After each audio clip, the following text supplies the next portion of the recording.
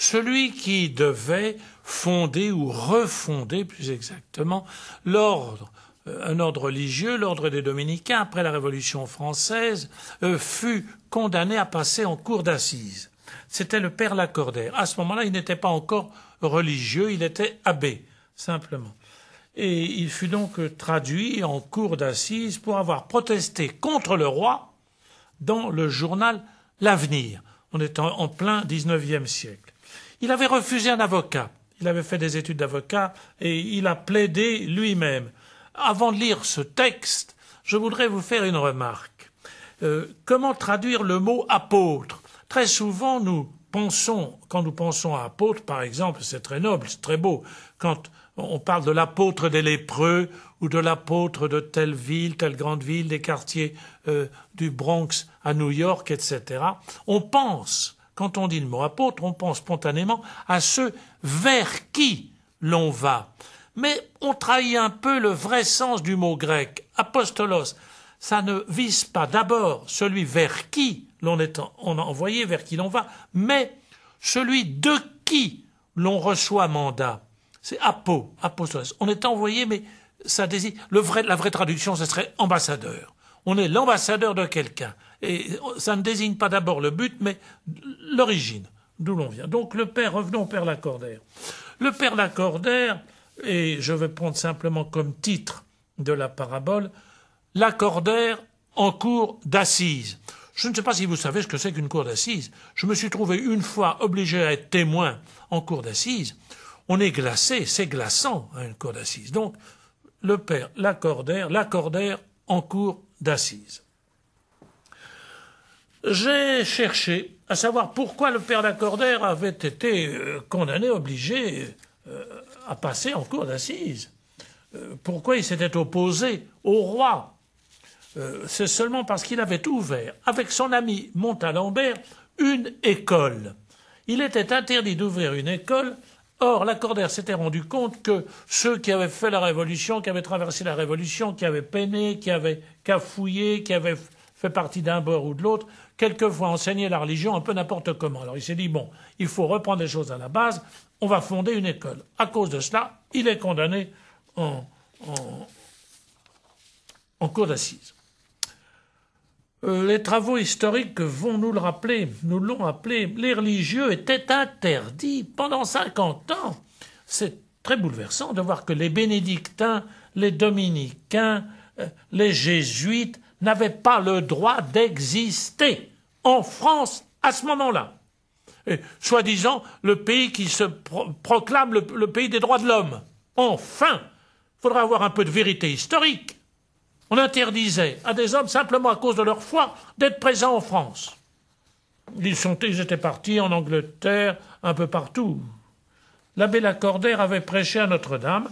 L'archevêque de Paris avait, lorsque Lacordaire revint en 1839, après ces années de noviciat qu'il était allé faire à Rome, il n'y avait plus de noviciat, il n'y avait plus aucun couvent dominicain en France, l'archevêque de Paris l'invite en 1841 à prêcher à Notre-Dame. Mais interdiction de porter un habit religieux.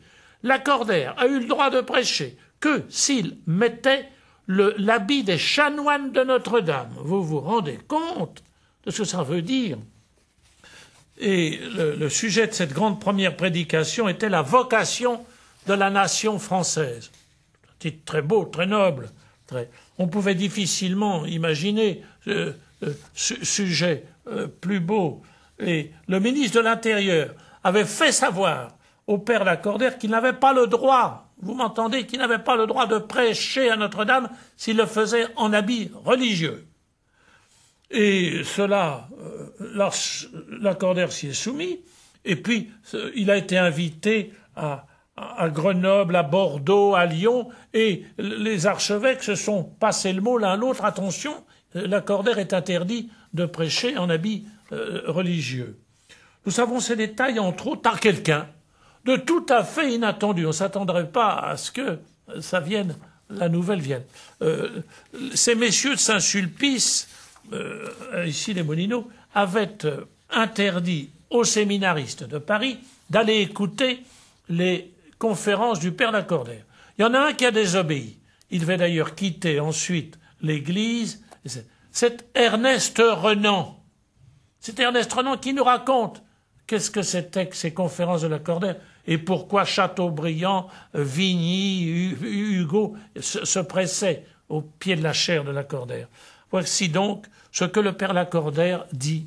Je vais vous le lire, tout simplement. Je ne peux pas faire autrement, parce que c'est pour moi l'une des plus belles paraboles que l'on puisse formuler sur le rôle de la transmission du prêtre, du rôle du prêtre dans l'Église. Donc, on est en cour d'assises, en fin janvier 1831.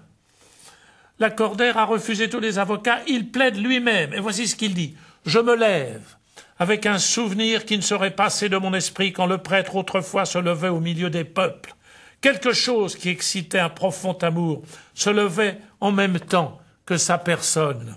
Aujourd'hui, tout accusé que je sois, je sens que mon nom de prêtre est muet pour ma défense. Et je m'y résigne.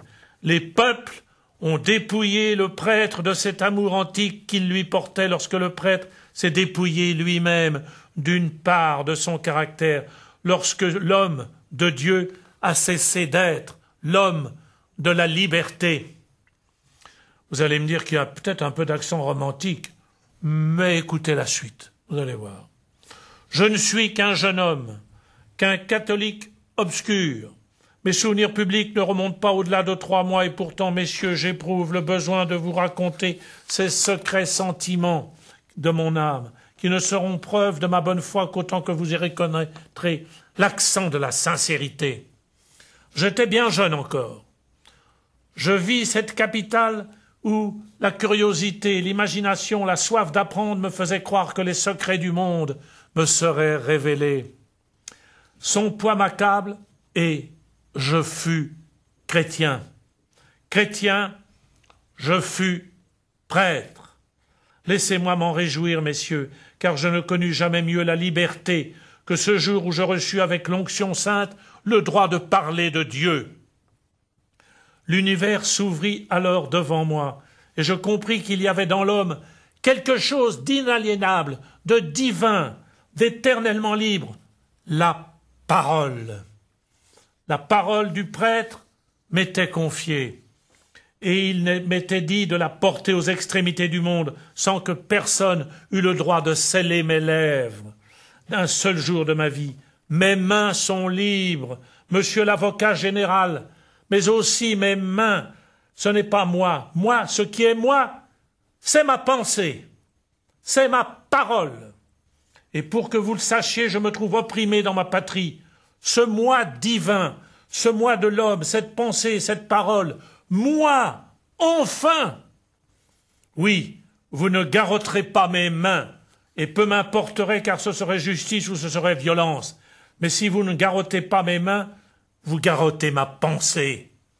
Vous ne me permettez pas d'enseigner, moi à qui il a été dit « Enseigne à toutes les nations ». Le sceau de vos lois est sur mes lèvres. Quand sera-t-il brisé? Heureusement, dites-moi, aujourd'hui, un dominicain, un jésuite, un bénédictin peuvent prêcher à Notre-Dame dans leur habit de religieux. Nous avons peut-être oublié de quel prix cela a été payé.